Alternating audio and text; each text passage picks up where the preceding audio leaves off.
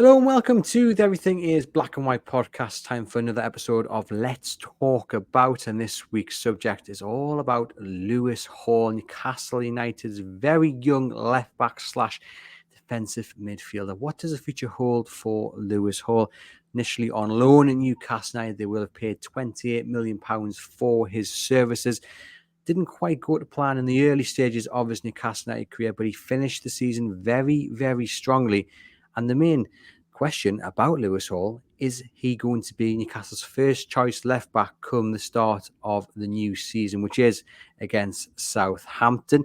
We are recording this a week in advance because I'm going to go off on holiday. So I wanted to get one in the bag with John so you could still have this episode. So if anything happens, breaking news wise, there'll still be podcasts about, but I don't think anything's going to happen which affects the topic of this episode. John, how are you doing? You well? I'm good. I'm very good, my friend. Fantastic. You always had a lot to say about Lewis Hall last season, particularly raising questions about why he wasn't playing. Where was he, given how much Newcastle United were going to have to pay for his services once the loan deal became permanent? Given how he finished the ends of the season, 27th of April was when he really started to get a run of games. He started the last 5 games. He only started 8 Premier League games in the entirety of the season. Do you still ask questions of Eddie Howe? And are you still asking questions of Eddie Howe to why it took so long to give Lewis Hall his break, given how well he performed when he eventually did get the chance? I would love somebody to ask Eddie Howe that question at a press conference because they don't. And if they do, he's a rather clever man, as I heard. He answers it by saying nothing and then he's not challenged upon it.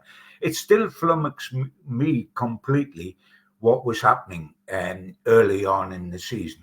I do accept the argument, the thing that was put forward, the thing that Eddie suggested, that you have a fitness problem to start with when the young man came here, because Newcastle's pressing game, etc., a lot of players arrive here and are not quite up physically to the challenge that's going to be handled to them. The biggest example of that was Anthony Gordon, wasn't it? Who came in the second half of his, just after joining us of the season, he was very poor. But he then got up to scratch, got up to the level of fitness and the pace and everything, and was sensational last season. So I do accept that Hall, when he first arrived, was probably not like that. But it was intriguing when it was also said that that Lewis had to learn the art of defending, etc., etc. And I'm thinking, well, we've agreed to a £28 million fee for a left back who can't defend. It doesn't quite make sense. And, I felt sorry for the lad during that period. And I've got to say that because we all have great faith in Eddie, and Eddie's proven to be right, whatever he does, time after time after time after time, that this has obviously worked. Now, obviously, I don't think for 1 second that Lewis wasn't completely in the picture, that Eddie, during this period of apparent isolation, hadn't taken him in the office and said, look, I feel, Lewis, that words to the effect, we want to hone your skills a little bit better to the position because you were initially a midfielder, you're now playing left back. We want to hone your skills a little bit more. We want to get your fitness up. Don't worry, take your time. You'll come to this club, you'll have a future, etc., etc. So the lad, I am pretty certain, would know what's going on. Where I feel sorry for him is that didn't help his public persona, because the public didn't know that was the situation. They weren't told that was the situation. And so they were just flummoxed. We had committed ourselves to a young lad who has the brightest of futures, that was leaving Chelsea, having played first team football much more than he was playing when he first come to Newcastle, and he looked as if he wasn't being snubbed. I mean, it was actually being put around on social media, etc., that a scout must have bought Lewis Hall and the manager doesn't fancy him because the manager wouldn't play him. And so that was tough on Lewis. I'm certain that him and Eddie knew exactly what was happening and told each other what the score was in private. But nonetheless, that didn't help the public image of Lewis, who must have found it tough going out amongst the fans who would be looking at him and thinking, what's off here? Does the manager not fancy him? Is he not good enough? Etc. etc. It was tough. Thankfully, it looks as if it's all going to work out for the boy, for Eddie, and for the club. And that will be such a relief on several fronts. Not least because left back's been something of a jinx for Newcastle over recent years. You look at, I mean, if you go back far enough, Andrew, you look at Jamal Lewis arriving here, and he was going to be the next young superstar, the wonder player that was going to nail down, the young man that was going to nail down left back for an eternity. And his career here has never got off the ground. You look at Matt Target, and that's a peculiar situation. Matt Target came here on loan, so we saw and Eddie saw exactly what he could do. We then had enough confidence in him, supposedly, to pay out a fair old fee to make that permanent, and then he's disappeared off the face of the earth. And not just because of his injury last season, he wasn't automatically nailed on as the left back before that. And we ended up with Dan Burn at left back, who is essentially a centre half who can't play there, despite the but with a lack of pace and with a lack of physical ability, physical prowess for that position. He's not a natural. He hasn't got the low centre of gravity. He's not a natural left back out on the tram lines. So it's all been a bit confusing and a bit worrying. And it must be said, still with Lewis, I've got great faith in what I saw at the end of last season. He looked as if he's got the makings of a proper player. There's no question. But I tell you what, £28 million for a young left back is still big dough, Andrew. And he has still got to justify a very, very big outlay. And that financially is coming into the pot as of now, because technically he's not our player until July the 1st. Of course, he's our player and the deal's done, but he can't be registered. He's still on loan and he's gone back to his club, and on July the 1st, he will be officially a Newcastle United player. So the 28 million comes out of the current transfer pot, and that's a big fee. And the lad's got to justify that.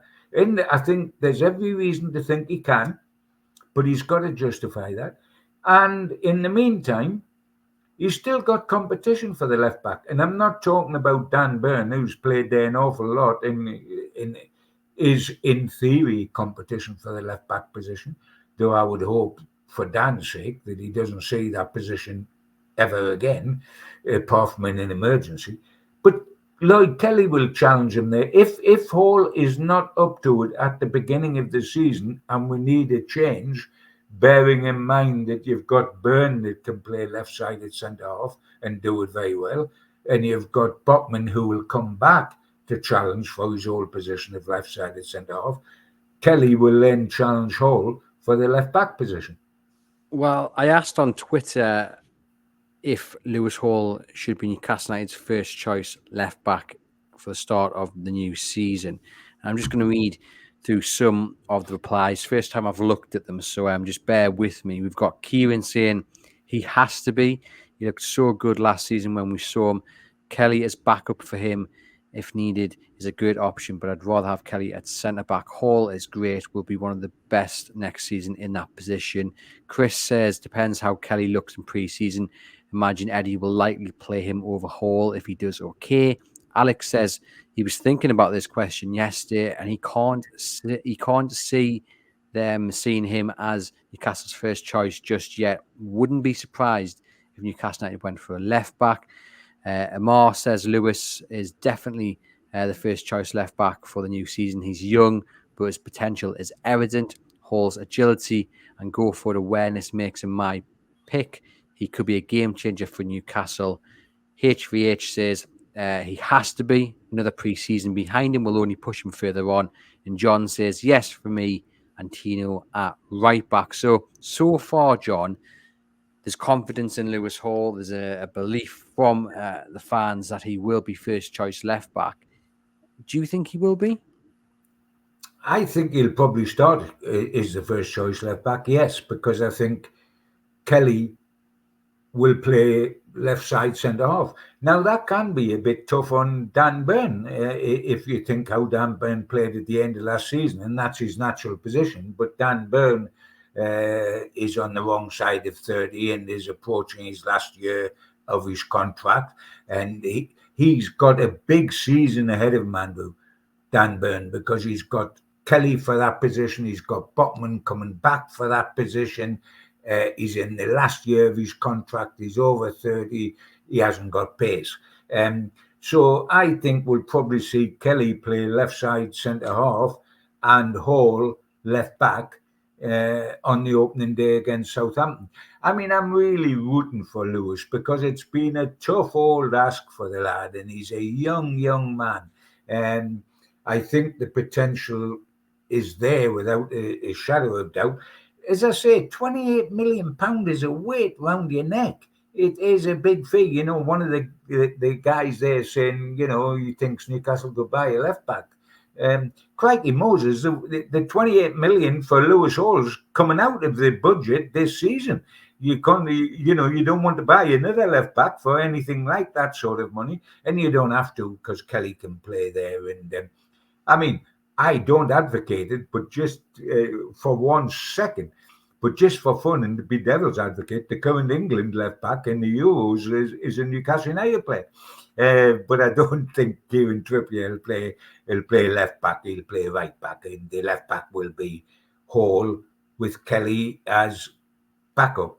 I think Target will be allowed to go, as Jamal Lewis will be allowed to go.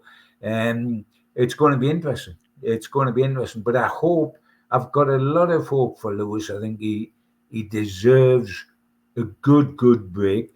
And, you know, he's a bit like Jacob Murphy, Andrew. He's a Newcastle United supporter through a parent. I mean, Jacob they're not from this area. They weren't born up here, but Jacob's a Newcastle United fan to his mum, and Lewis is a Newcastle United fan to his dad. And so they want to make it here. And this is a big club for them. And it's interesting because you look at Livramento and Hall, and potentially they could be Newcastle United's fullbacks for years to come. I'm not talking about immediately necessarily, but I'm talking about potentially they could be the two fullbacks for years to come. And it's interesting because if I was picking the team, Lewis Hall would be left back. I think he has a lot of work to improve on defensively, but he's only going to do that by playing week in, week out. I do think Eddie Howe probably got the right call. He made the right call by just trying to bed him in. Obviously, he sees him day in, day out in training. We don't. So you back the manager. I do probably think he made the right decision there. But just looking at what Eddie Howe's done previously, I'm not too sure Lewis Hall will start as the first choice left back against Southampton. I wonder how much of his opportunity came around because of the injuries at centre back, and Dan Burn obviously played at centre back. You know, would Dan Burn potentially start a left back against Southampton? I think there's a chance. They've brought in Lloyd Kelly. I'm just not certain that Lewis Hall will get the nod. Well, please don't make it Dan Burn, Andrew. Please do not phone Eddie up this afternoon and suggest it on the opening day we need Dan Burn at left back, because I think it's unfair to Dan Burn. I don't think he's a left back. I don't think he's close to being a Premier League left back. I think he is very close to being a Premier League left-sided centre-half.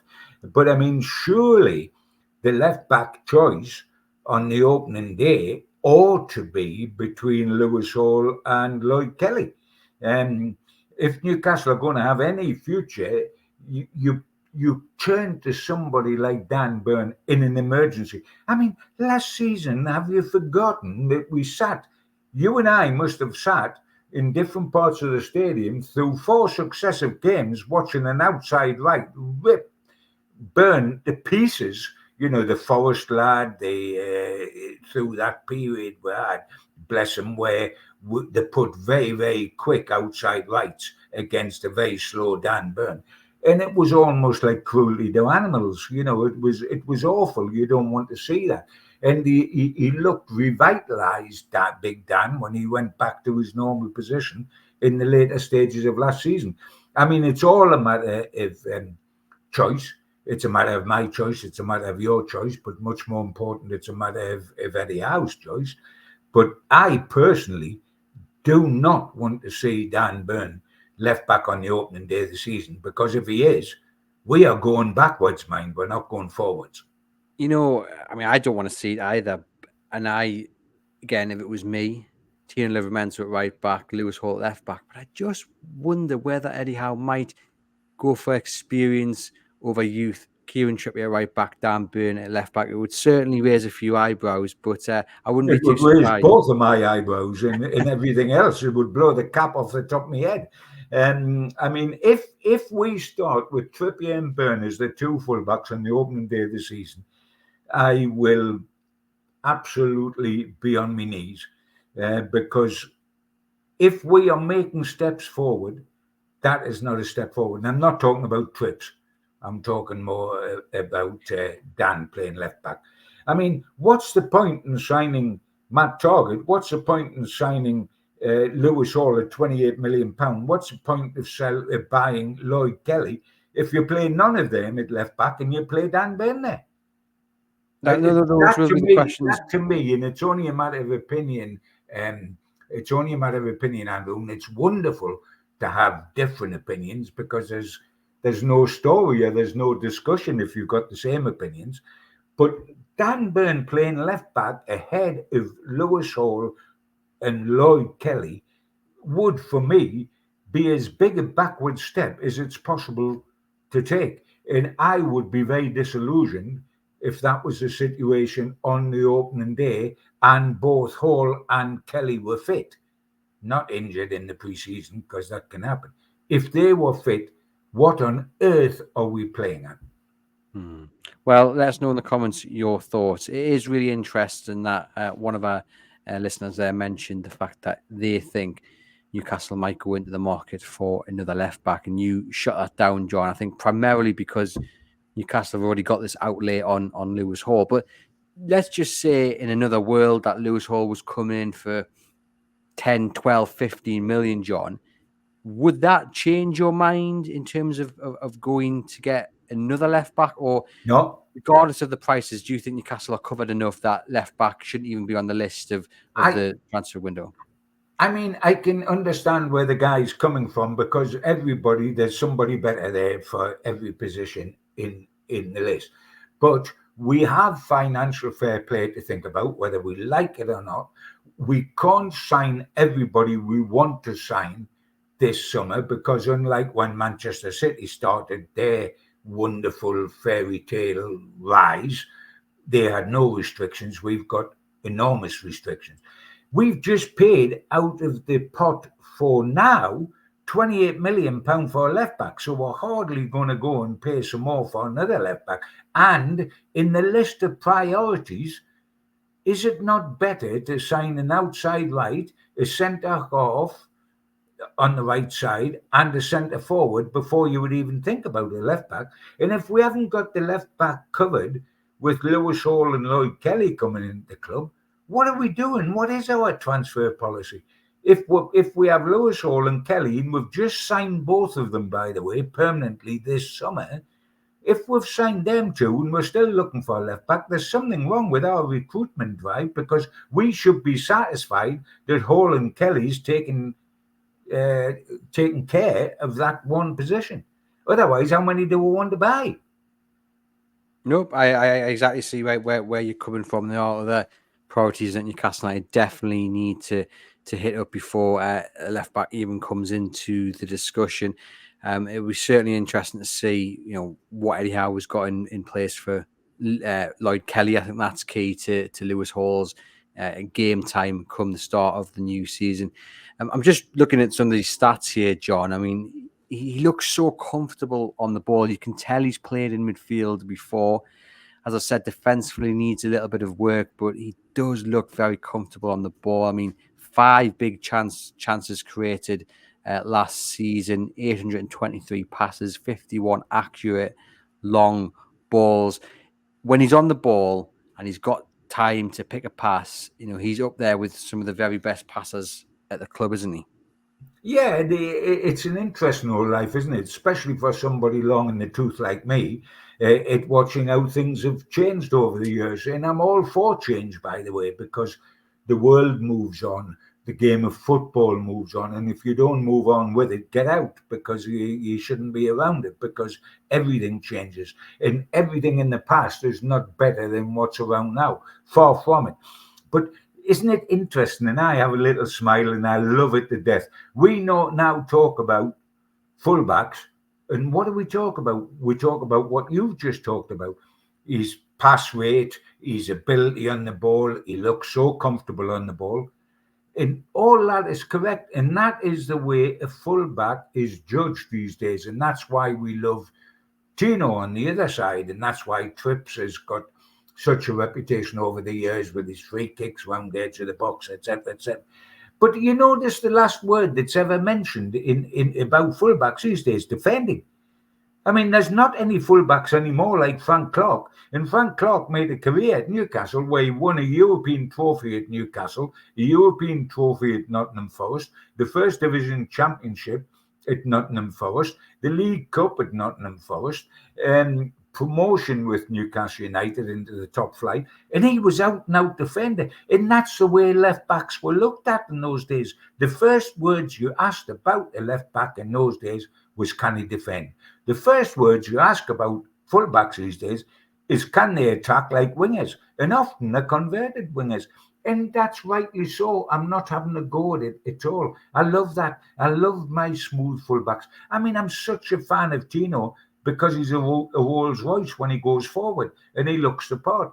Trippier with his free kicks, his energy and going down that right part has done a terrific job for us. It's one of the things I've got against Dan Burn, is that he doesn't look good when he goes forward from left back. And you need it these days. Your modern left back needs to be able to play like an outside left as well as like a fullback. And Dan can't do that. So the world's changed, but it just amused me to hear us. The first thing we say about Lewis Hall is he looks good on the ball. Well, if that was the first thing he had said in the 60s and the 70s, Frank Clark wouldn't have had a club. It's interesting, isn't it, how times change? Yeah. I think I said there, Lewis Hall made 800 odd passes. That's his whole time in the Premier League. He made 468 passes last season for Newcastle. Puts him 16th, John, just in case you were wondering, in the list of Newcastle United's squad last season for passes. There's a wonderful. Amazingly, this will amaze you, Andrew, but I wasn't fascinated or interested or desperate to know he's the 16th best passer, because I prefer to look at what these sad old eyes see and judge somebody instead of getting the maths book out and looking at what the maths books are telling us are the figures. Yeah, no, just a bit of a jovial bit of fun. I knew you'd. Yes, I know. I know. I just want to read a couple of quotes then about Lewis Hall from Eddie Howe. He said towards the end of last season, I think he's doing really well at the moment. I think he's got a renewed confidence on playing and being involved, which really only that involvement can give you. I think his game has come on the back of that. And he said he saw really good signs from him against Sheffield United, which obviously is when these quotes were given.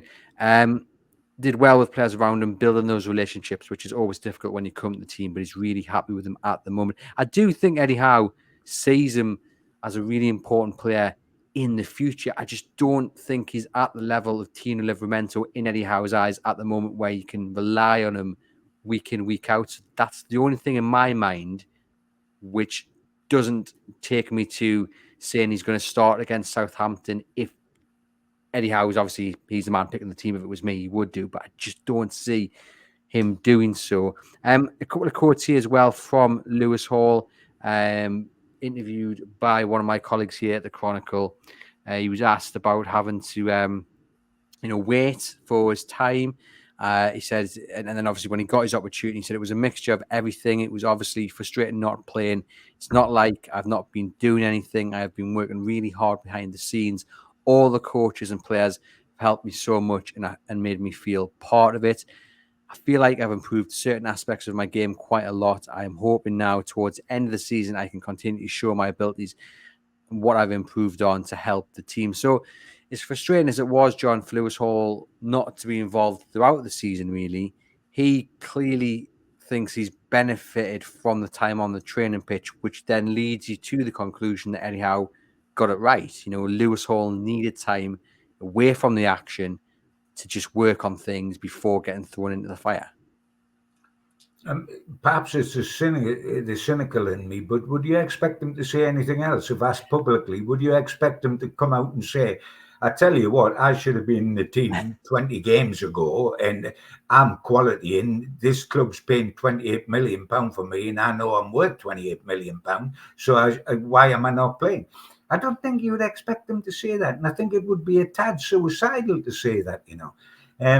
But no, I mean, I'm not having to go at either Lewis or Eddie, but I'm saying, you know, you're politically correct in these things. If you're not, you're in trouble. And I just want to look at the situation the way it is now. And it's going to be interesting because Kelly's going to start in this team.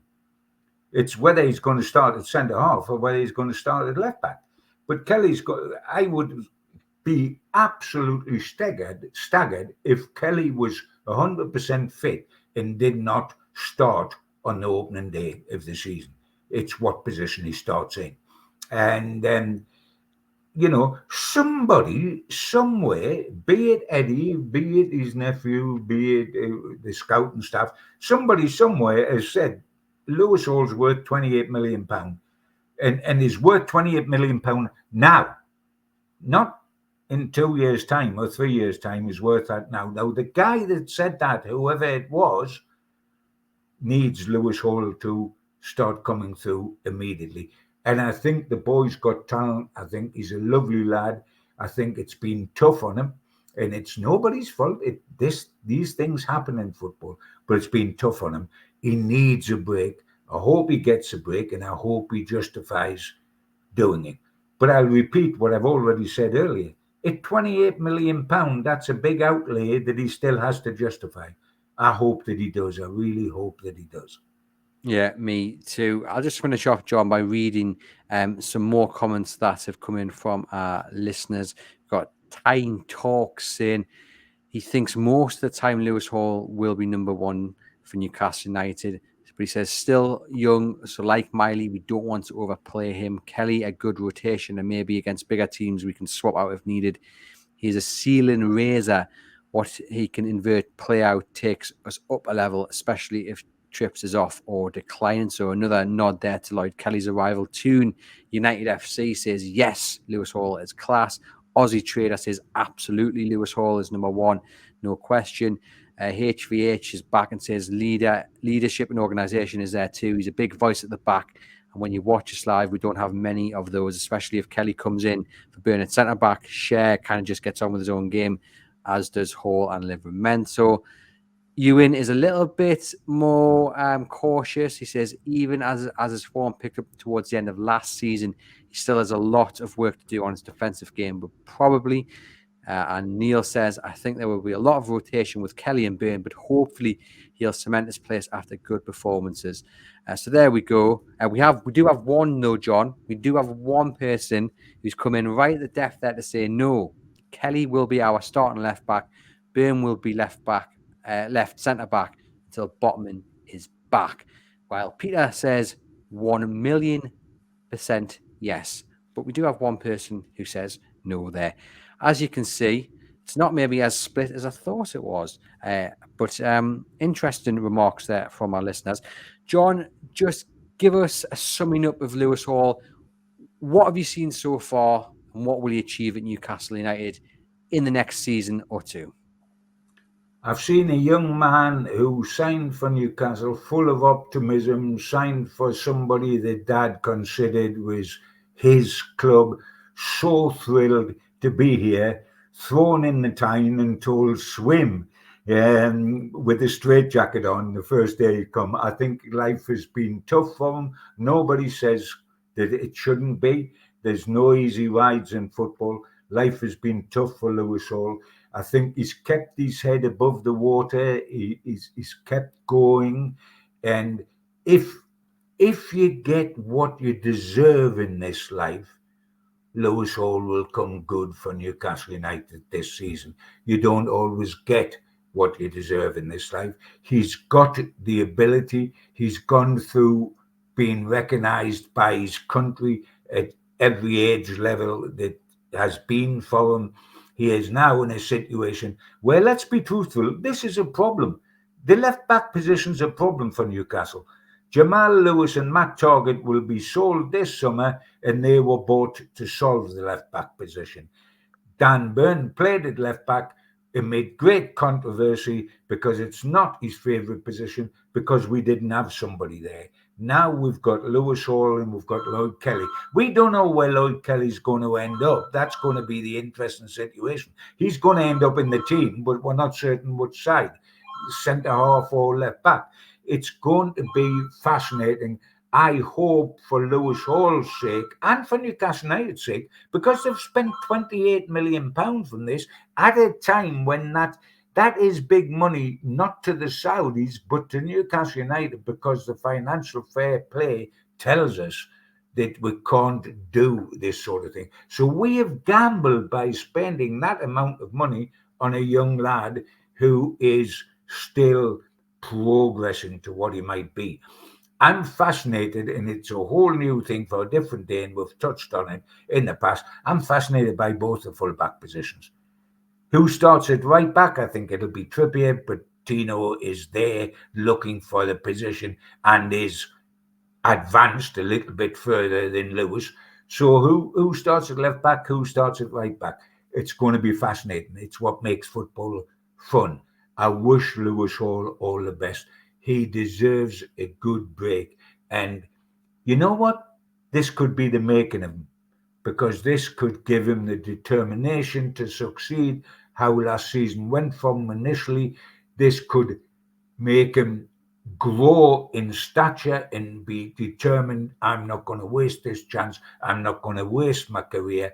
I'm going to make it what I wanted it to be. Because sometimes football can be easy for young men that are growing. It can be easy because they've got natural ability, and it's just like walking down the street.